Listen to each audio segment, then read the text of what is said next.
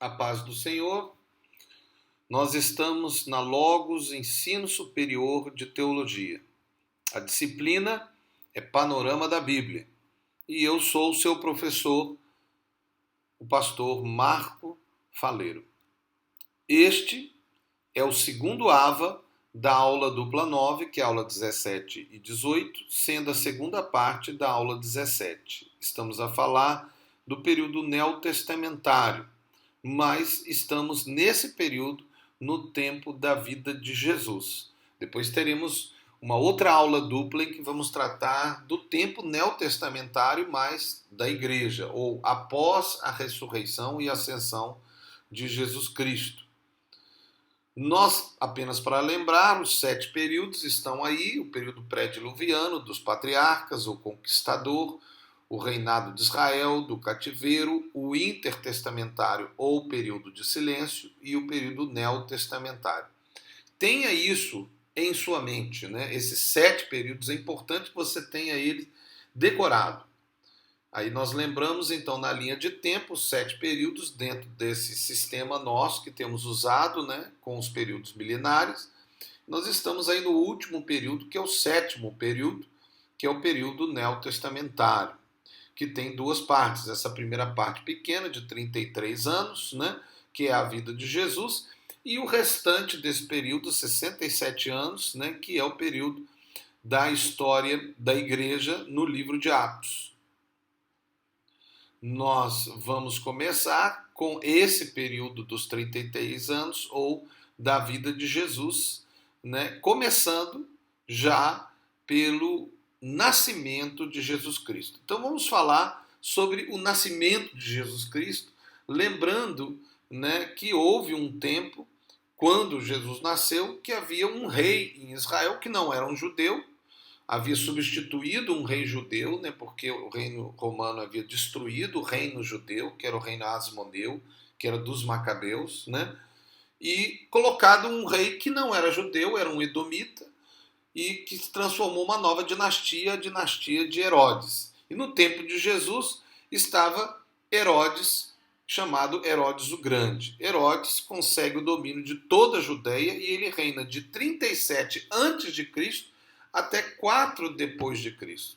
Através de habilidade de governo, Herodes é declarado por Roma como o rei da Judéia, além de ser o rei de Galileia e da região de Samaria. Então havia ali 3 regiões, né, que os romanos chamavam de Palestina, né, uma relação direta com a Filistia, né, que era Judéia, Galileia e Samaria. Mas nessa época, Herodes o Grande tinha o domínio sobre as 3 regiões. Ele se torna o Grande, reconstrui o templo de Esdras e Neemias, faz grandes edifícios em Jerusalém, restitui a fama de Israel e Jerusalém, mas é um vassalo de Roma.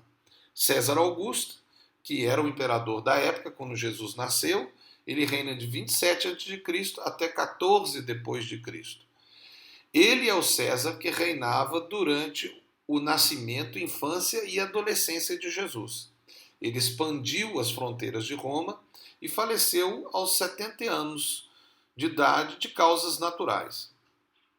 Quando Jesus nasce, Herodes o Grande quer matar a Jesus. É aquele caso que nós conhecemos da Bíblia, e manda matar as crianças por causa da chegada, né, dos magos que vêm do Oriente, e acaba que ele ouve falar da profecia do rei judeu que estava a nascer nas terras. Ele consulta até os rabinos, né, os estudiosos, escribas, né, acerca de onde deveria nascer, e aí eles falam que ele deveria nascer em Belém, né, e é por causa disso que ele manda matar todas as crianças até 2 anos de idade, né, crianças masculinos, né, só homens, manda matar todos na cidade de Belém. E aí então José foge para o Egito com sua família. É interessante que quando ele foge depois de ter recebido aqueles presentes dos 3 reis magos, né, que vieram do Oriente. É uma história muito interessante. Essa história nós não vamos entrar, né, quem eram eles, porque eles viram essa profecia através das estrelas, que é um assunto interessante a se analisar, mas não vai ser o nosso caso, apenas estamos a citar. O fato é que eles trazem presentes que são presentes de grande valor, né? Ouro, mirra e incenso. E provavelmente é com esse presente que José, quando vai para o Egito, vive os 2 anos que ele viveu lá, né? Até a morte de Herodes o Grande, quando ele morre 4 anos depois de Cristo, depois que ele tenta matar Jesus. Mas é nesse tempo que nasce Jesus, né? E então vem o ano zero, que é chamado também ano Dominis, AD. Nesse tempo, há histórias do nascimento de Jesus. Várias histórias. Nós temos evangelhos que são apócrifos, né, que contam histórias de Jesus, mas nenhuma delas é aceita pelo cristianismo ou pela igreja, não foi aceita para quem viveu naquela época, 100 anos depois, né, quando eles começaram a construir o Novo Testamento, não foi aceito esses evangelhos. Aí conta muita história de Jesus, por exemplo, ele pegando um passarinho morto e vivendo, coisas assim. Mas isso não importa. Se você quiser até ler, pode ler, mas não é nada que é revelação, não pode ser aceito. Né? E Deus não quis colocar na Bíblia. Por que ele não quis? Porque ele não quis. Deus não quis. Não era revelação. Não era para ser considerado essa história. Ah, mas pode ser verdade? Pode ser verdade, mas Deus não quis falar, então não nos interessa, não interessa a revelação. Se alguém falar, mas descobriram um novo livro que conta toda a vida de Jesus, não importa, isso não nos interessa. O anjo e Maria, José e Maria, a gravidez de Maria, sua tia Isabel com o nascimento de João Batista, o chamado de João, né, o Batista, e o seu pai que fica mudo. Nós temos todas essas histórias nesse período inicial da vida de Jesus. Nesse tempo, há histórias do nascimento de Jesus, né? Então, nós devemos só lembrar essas histórias e pensar assim, de uma forma panorâmica. O nascimento em Belém, com o recenseamento, né, dos romanos, o nascimento de Jesus e os pastores da manjedoura.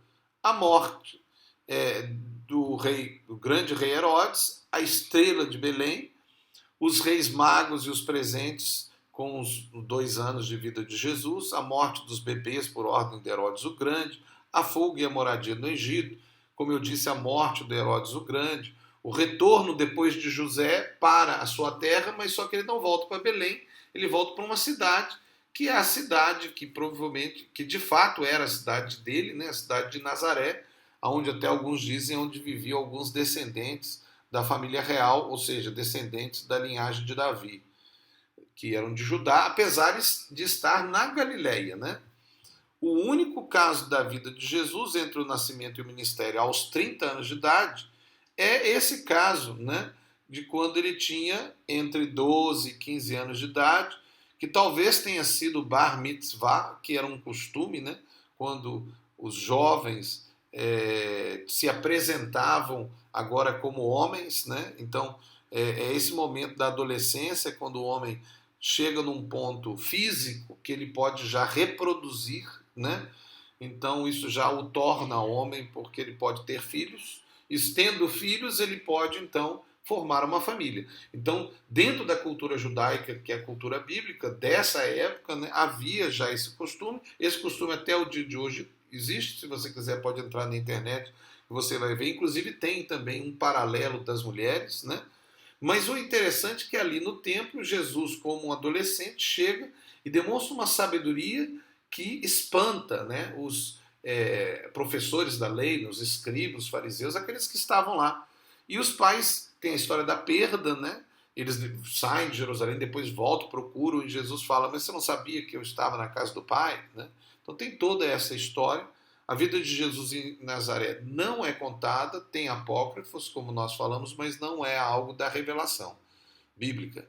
José morre, ele morre aí depois da adolescência até os 30 anos, e é claro que Jesus assume a carpintaria do pai, porque ele é chamado o carpinteiro, e com certeza se torna também aquele que é o principal da família, porque ele era o primogênito, mesmo que não fosse filho de José, ele era adotado por José e reconhecido como filho de José, então ele tinha um compromisso com a sua família. Então provavelmente ele assumiu todas as responsabilidades de um pai para uma família, né, cuidando de filhos, né, porque a Bíblia fala que ele tinha irmãos, né, pelo menos mais 4 irmãos ele tinha, e irmãs, então pelo menos 2 irmãs, então ele tinha pelo menos 6 irmãos, né?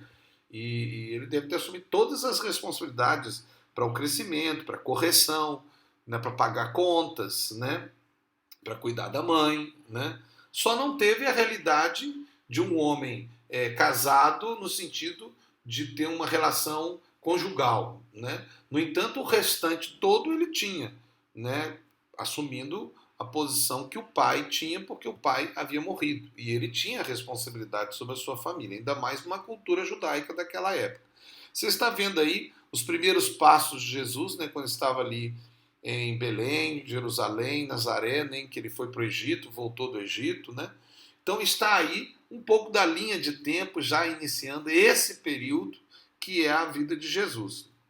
Então você vê ali o nascimento de João Batista, José e Maria, a questão de Herodes o Grande, né? Os pastores chegando no tempo de Jesus, depois vem os reis magos e a morte dos bebês, a fuga para o Egito, depois o retorno, né, para Nazaré, a sua vida em Nazaré, que não é contada, mas aí tem Jesus no templo, né, lá na sua adolescência, entre 12 e 16 depois de Cristo, e depois disso nós iniciamos o ministério de João Batista, já aos 30 anos de idade de Jesus e de João, né? Porque João nasceu próximo do nascimento de Jesus. Então a gente vê aí o ministério de João Batista iniciando um pouquinho antes do ministério de Jesus e logo depois do ministério de Jesus, né? Com os 3 anos e meio de ministério, que nós vamos falar nessa próxima aula dupla, até a sua morte, sua ressurreição e a sua ascensão. E depois nós vamos tratar do período, né, que é o chamado período da igreja, né, quando Jesus sobe ao céu e manda que eles fiquem em Jerusalém até receber o Espírito Santo no tempo do Pentecoste. Então esse é o período da vida de Jesus, do seu nascimento até o seu ministério. Então é uma primeira parte, nós estamos falando nessa ava, mas nós vamos continuar, porque agora nós vamos entrar mesmo naquilo que é a maior parte do relato bíblico sobre Jesus, que é o seu ministério, né? Então, aqueles 3 anos e meio, tudo que ele fez é muita coisa. É claro que as próximas avas não darão para a gente falar tudo sobre o que Jesus fez. Vai ser apenas uma visão panorâmica, né? Tudo é panorâmico nessa matéria, né?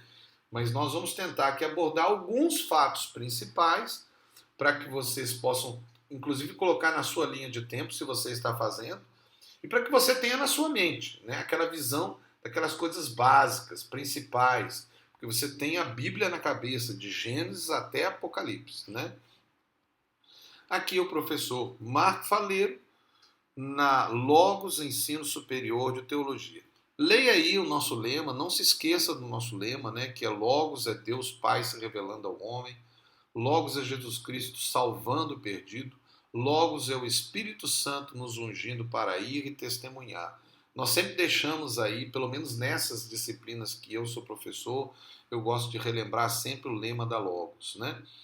E você então está na disciplina Panorama da Bíblia e eu sou seu professor Marco Faleiro. Meu nome completo é Marco Antônio de Castro Faleiro, né? E o Panorama da Bíblia faz parte de um ramo da teologia que é a teologia bíblica, né?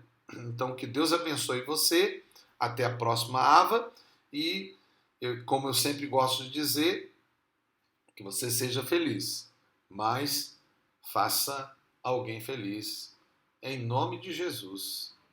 Amém.